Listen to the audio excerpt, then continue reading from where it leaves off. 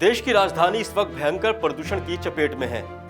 जो बच्चे और बुजुर्ग जो पहले से ही बीमार हैं, खासतौर पर प्रदूषण का असर सबसे ज्यादा उन्हीं पर पड़ रहा है। एम्स के डॉक्टरों ने भी चेतावनी दी है कि अगर प्रदूषण पर नियंत्रित नहीं किया गया तो ये और ज्यादा भयावह स्थिति में पहुंच सकता है। एम्स की अगर बात करें तो वहां पर जो मरीज 2 से 3 महीने में अपना इलाज कराने के लिए आते थे, वही मरीज अब सप्ताह में एक बार एम्स अस्पताल पहुंच रहे हैं और डॉक्टरों ने इसे काफी भयंकर समस्या बताया है।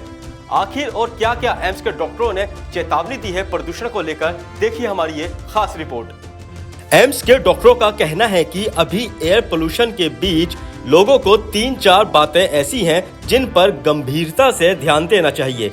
सबसे पहला यह है कि किसी भी कीमत पर अभी सुबह या शाम एक्सरसाइज के लिए आउटडोर में जाना नहीं चाहिए।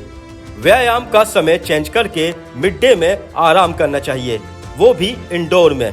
दूसरा, खाने पर भी ज्यादा ध्यान देने की जरूरत है। फ्रूट पर फोकस करना है। हेल्दी डाइट लेने से पोल्यूशन से बचा जा सकता है। गौरतलब है कि इस पोल्यूशन के बीच आंखों में जलन और सांस लेने में तकलीफ होने लगती है। हर साल राजधानी दिल्ली में एयर क्वालिटी इंडेक्स में बढ़ोतरी होती जा रही है। ऐसे में सरकार वायु प्रदूषण की रोकथाम के लिए तमाम प्रयास करती है, लेकिन सभी प्रयास विफल ही नजर आते हैं। इसी क्रम में आज देश के बड़े अस्पताल एम्स के डॉक्टरों के द्वारा एक कार्यक्रम का आयोजन भी किया गया, जिसमें एम्स अस्पताल में इलाज कराने आए लोगों को एम्स अस्पताल के डॉक्टरों के द्वारा प्रदूषण से जुड़ी जानकारियां दी गईं। देखिए, ये एयर पोल्यूशन हमारे लिए एक बहुत बड़ी अब हेल्थ एक इशू है हमारे लिए, और हमको सब संभव प्रयास करके उसको कंट्रोल करने का प्रयत्न करना पड़ेगा। बिकॉज हम तो हेल्थ फ्रंट पे रहते हैं, हम देखते हैं कि सेहत पे क्या प्रभाव पड़ रहा है। तो हम ये देखते हैं कि जो लोग जिनको सांस की तकलीफ भी पहले रही है या जो लोग जिनको सांस की तकलीफ नहीं भी रही है, उनमें दोनों में हमको इसके हानिकारक प्रभाव देखने को मिल रहे हैं। जो हमारे सांस के मरीज़ हैं, अस्थमा के मरीज़ हैं, COPD के मरीज़ हैं, उनका नंबर हम देखते हैं बढ़ जाता है। जो हमारे OPD में आते हैं 15-20% तक हर साल नंबर बढ़ जाता है, और उनको इन्हेलर का रिक्वायरमेंट बढ़ना, अस्थमा अटैक के लिए नेबुलाइजेशन के लिए अस्पताल आना, स्टेरॉइड की दवाइयाँ, गोली या इंजेक्शन लगवाना, तो ये चीज़ें बढ़ जाती हैं। तो हमको, और जो हमारे हेल्दी लोग, जो सेहतमंद लोग भी पहले रहे हैं, कईयों को इन दिनों में खांसी, लंबी खांसी होना, सांस की तकलीफ होना और अस्थमा की तरह उनका इलाज करना पड़ता है। तो हमारे लिए ये समझना ज़रूरी है कि एयर पोल्यूशन हमारे लिए एक बहुत बड़ा आज की डेट में एक सवाल है, और हर संभव हर प्रयास करके हम उसको कंट्रोल करने का प्रयत्न करना चाहिए। कैसे बचाव करना चाहिए? देखिए, बचाव के लिए ये है कि अब वातावरण में तो हवा का जो ये है उसका स्तर किस तरह कम होगा, वो एक दूसरे लेवल की एक्टिविटी है जो कि हर संभव प्रयत्न करना पड़ेगा कि वातावरण का जो लेवल है कम हो। अब हम उसको अपने हेल्थ में हम ये ध्यान रख सकते हैं कि जब बहुत ही ज़्यादा पोल्यूशन का लेवल खतरनाक स्तर के ऊपर है, जब हमारी जो ग्रैब की रिस्ट्रिक्शन लगाई जाती हैं, उन दिनों में जिन लोगों को सांस की तकलीफ है, हार्ट की तकलीफ है, BP की तकलीफ है, वो लोग आउटडोर में हैवी एक्सर्शन या अपनी एक्टिविटी को लिमिट करें। बहुत हैवी व्यायाम या दौड़ना या उस तरह की चीज़ों को उन दिनों में अवॉइड करें जब पोल्यूशन का स्तर बहुत ज़्यादा है।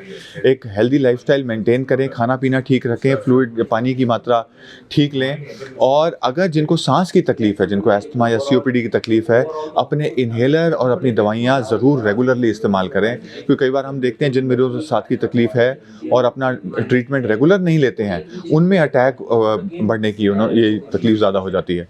तो ये सब स्टेप लेंगे तो हेल्पफुल रहेगा। मास्क का बहुत ज़्यादा रोल नहीं है, क्योंकि ये इतने सूक्ष्म कण होते हैं कि एक कपड़े का मास्क या फिर नॉर्मल सर्जिकल मास्क उनको फिल्टर करने में कारगर नहीं है। जो N95 किस्म के मास्क, जिनको पार्टिकुलेट मास्क कहते हैं, उनको पहन के हर वक्त यूज़ करना भी मुश्किल है। कार्यक्रम से पहले एम्स के डॉक्टरों ने मीडिया से बात करते हुए प्रदूषण को लेकर कई अहम जानकारियां दी कि कैसे प्रदूषण से बचाव हो सकता है, बढ़ते प्रदूषण के बीच लोगों को क्या करना चाहिए और क्या नहीं करना चाहिए, छोटे बच्चे और वृद्ध लोगों को प्रदूषण से कितना खतरा है, यह सब जानकारियां एम्स के डॉक्टरों ने मीडिया के सामने रखी। एम्स के डॉक्टरों ने बताया कि हम पर्यावरण में बदलाव तो नहीं कर सकते, लेकिन वायु प्रदूषण से कुछ हद तक खुद को जरूर बचा सकते हैं। जहां एयर क्वालिटी इंडेक्स अधिक हो, वहां जाने से बचा जा सकता है। जहां वायु गुणवत्ता खराब हो, वहां व्यायाम बिल्कुल भी ना करें। डॉक्टरों ने बताया कि मास्क भी इतना कारगर नहीं होता है जितना लोग सोचते हैं। सिर्फ N95 मास्क ही बचाव का रास्ता है, लेकिन हर समय उसको पहना नहीं जा सकता। खान पान में पत्तेदार सब्जी का सेवन और फल फ्रूट का सेवन करना बहुत ज़रूरी है। मैं यही कहूँगा कि जिन लोगों को पहले से बीमारियां हैं, स्पेशली अगर सांस की बीमारी है, तो जो डॉक्टर ने उनको दवाइयां बता रखी हैं वो नियमित तौर पे लें, एक बार भी मिस ना करें। स्पेशली जो इनहेलर होते हैं उनको बिल्कुल भी मिस नहीं करना है। दूसरा, जिनको कोई बीमारी नहीं है और जब AQI बहुत ही पुअर होता है, स्पेशली जिसको हजार्डस या वेरी सीवियर कैटेगरी में बोलते हैं, रेड जोन में या ऑरेंज जोन में, उस टाइम पे सीधी गाइडलाइन है कि आप अननेसेसरी बाहर मत निकलिए, फिजिकल एक्सरसाइज बिल्कुल मत कीजिए, अगर करनी भी है तो थोड़ा टाइम के साथ मॉडिफाई कर लीजिए। अर्ली मॉर्निंग, लेट इवनिंग, उस टाइम पे हवा सबसे ज़्यादा ख़राब होती है, तो उस टाइम पे अपने आप को कोशिश करें घर से ना निकलें। एक्सरसाइज करनी तो या तो दोपहर में करें या इंडोर करें। दूसरा इम्पोर्टेंट पॉइंट है कि हेल्दी लाइफस्टाइल अपनाएं। हेल्दी लाइफस्टाइल में खाना पीना, स्मोकिंग नहीं करना, टाइम पे सोना, एडिक्वेट नींद लेना और फ्रूट्स खाना, हरी पत्तेदार सब्जियां खाना, क्योंकि जो फ्रूट्स होते हैं, पत्तेदार सब्जियां होती हैं, इनमें एंटीऑक्सीडेंट्स होते हैं और एंटीऑक्सीडेंट जब हम लेते हैं तो बहुत सारे बॉडी में पॉजिटिव इफ़ेक्ट होते हैं जो कि बहुत सारी बीमारियों से लड़ने में हमें मदद करते हैं। वो एयर पोल्यूशन का इफ़ेक्ट भी कम करेंगे।